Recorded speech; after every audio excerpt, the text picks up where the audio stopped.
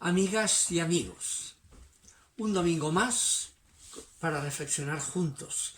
El domingo anterior entramos ya en la sospecha primera de estos tres grandes maestros de la sospecha, que es la sospecha freudiana sobre la religión. Y hoy vamos a ver la tradición del segundo gran maestro de la sospecha, que ha marcado mucho el siglo XIX y XX fuertemente, que es Marx y el marxismo, ¿no? Marx, el final del famoso manifiesto comunista, en 1848, termina con aquella expresión: trabajadores del mundo, uníos, que juntos lo podéis todo y tenéis todo un mundo por ganar y no tenéis nada que perder. ¿Ya? Obviamente, si esos trabajadores reprimían su fuerza para hacer revolución social, ¿no?, para sus derechos, la reprimían porque esperaban que, si eran pacientes en esta vida, tendrían un premio en otra vida, en el esquema de Marx, ¿no? Entonces la religión iba contra la revolución, ¿no?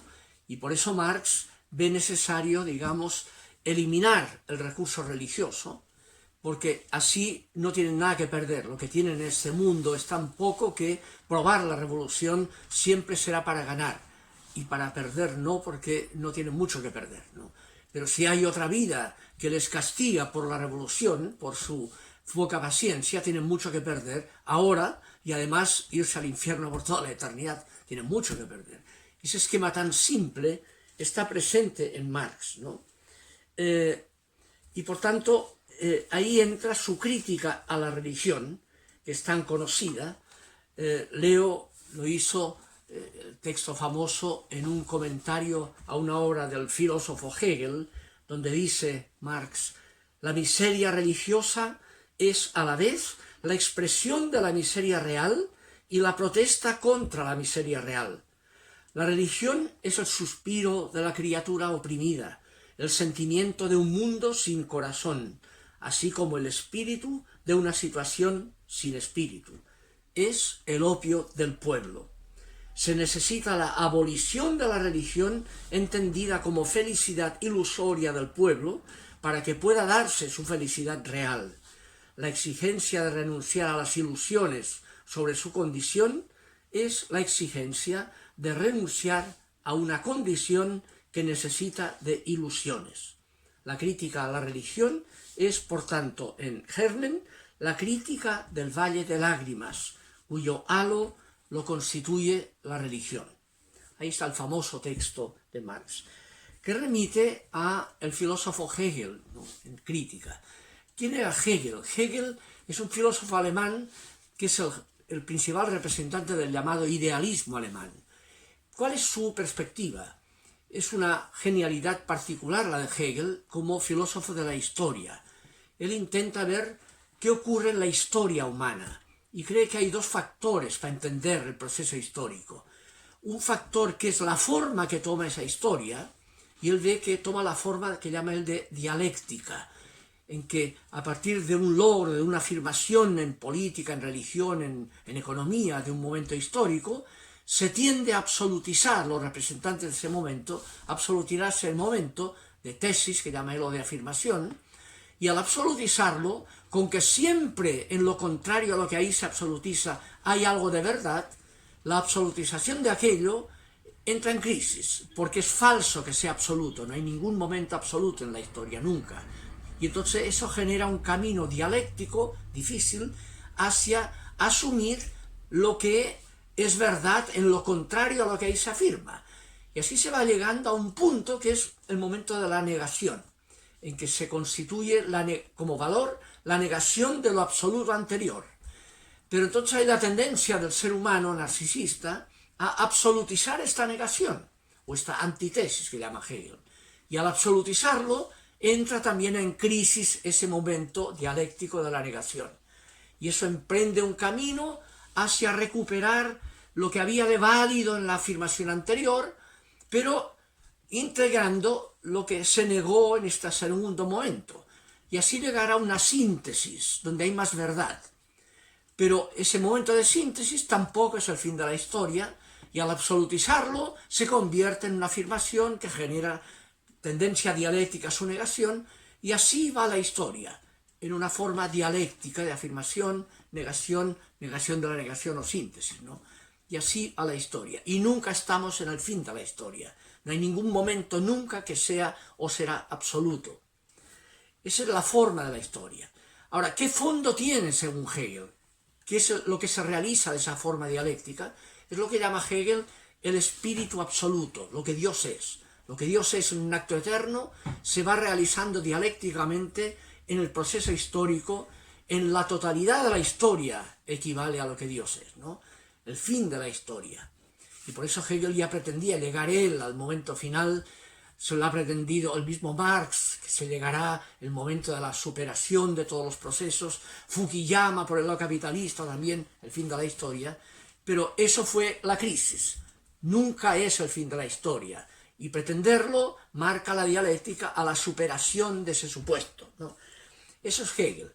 Ahora, un discípulo de Hegel, Feuerbach, intentó una interpretación de la historia cambiando el contenido. El contenido de la historia no era el espíritu, sino la materia, es el materialismo histórico, ¿no?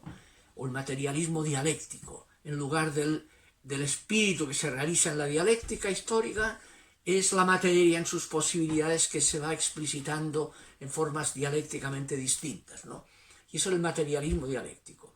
Marx tomó esa perspectiva, pero criticó a Feuerbach, que es el que hace esa lectura del materialismo dialéctico, porque Feuerbach cambia la idea de Dios, la ilusión de Dios, por otra idea o ilusión, que es la de género humano. Y Feuerbach dice, todo lo que dice el cristianismo sobre Dios es verdad, pero cambiando el contenido. No es Dios, sino el género humano en su proceso. Y Marx le criticará eso a Feuerbach. Así como Dios no existe, el género humano tampoco.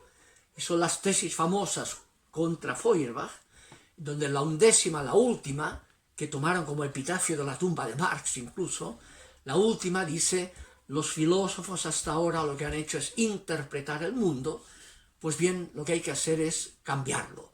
Y viene la opción por la praxis de Marx. Y ahí viene el tema del problema del marxismo, que es, bueno, es la praxis, pero ¿qué praxis? Porque Hitler también practicaba. ¿Cuál es el criterio que explica la buena praxis frente a una posible mala praxis? Porque la historia va en esa línea, pero ¿cómo lo sabes? Eso es futurología, ¿no? Y ahí viene la crisis del marxismo de cómo fundar la praxis histórica, ¿ya? Más allá del voluntarismo de uno y el poder de uno frente al poder de otro, ¿ya? Ese es el tema. Ahora, la crítica que hace Marx de la religión dominante como religión de la clase dominante, que llama él, como el opio del pueblo, ¿ya? Marcó, de hecho, más tarde, el que la misma Iglesia aprendió de Marx, y en 1891 el Papa León XIII publicó la famosa encíclica Rerum Novarum, que tiene como subtítulo sobre las condiciones de los obreros, criticando ya el abuso del empresariado contra el mundo obrero, del capital contra el mundo obrero, ¿no? Y ahí hay algo que toma lección de la crítica de Marx, y surge lo que se llamó la doctrina social de la Iglesia. En 1968, justo a los 150 años del nacimiento de Marx, en 1818, en 1968, en América Latina irrumpió esa crítica, digamos, del abuso del poder frente al mundo obrero, y surgió en América Latina lo que se llamaron las teologías de la liberación, la famosa teología de la liberación, que toma criterios también propios del marxismo de crítica del modelo capitalista, ¿ya? Como un modelo que, aplicando el cual se producen ricos cada vez más ricos a costa de pobres cada vez más pobres. En esa línea, incluso los papas, la doctrina social de la Iglesia lo asumirá, sobre todo el papa actual Francisco, ¿no? Pero hay un tema en que la misma Iglesia aprendió, escuchó, digamos, de la crítica de Marx esa perspectiva de que el modelo capitalista es responsable del abuso de poder y de producir cada vez más diferencia, más inequidad social, ¿ya?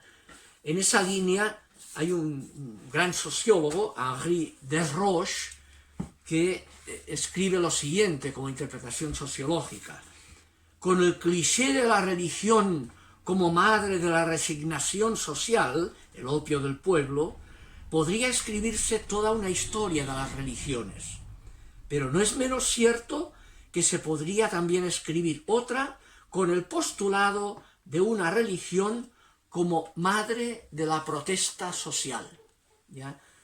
Y ahí viene, obviamente, y eso es sobre todo válido en el fundamento de la teología de la liberación, en el fondo también de la doctrina social de la Iglesia, que es la génesis del mismo cristianismo, la fundación del cristianismo, que remite a los que todos conocemos aquel criterio centrado en la praxis que plantea el mismo Jesús, como lo planteara Marx, la opción por la praxis. Déjate de teorías, practica.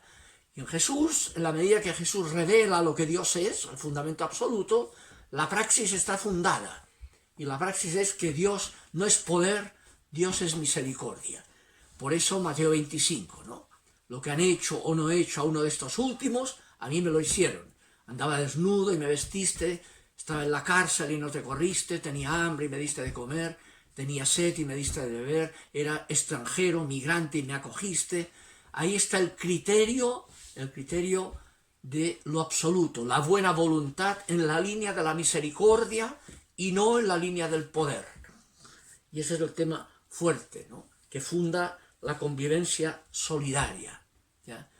Creo que eso es la lectura, el aporte que ha hecho también Marx, sin pretenderlo él, ¿no?, al criticar el poder como criterio del valor y criticar la religión en cuanto funcional al poder.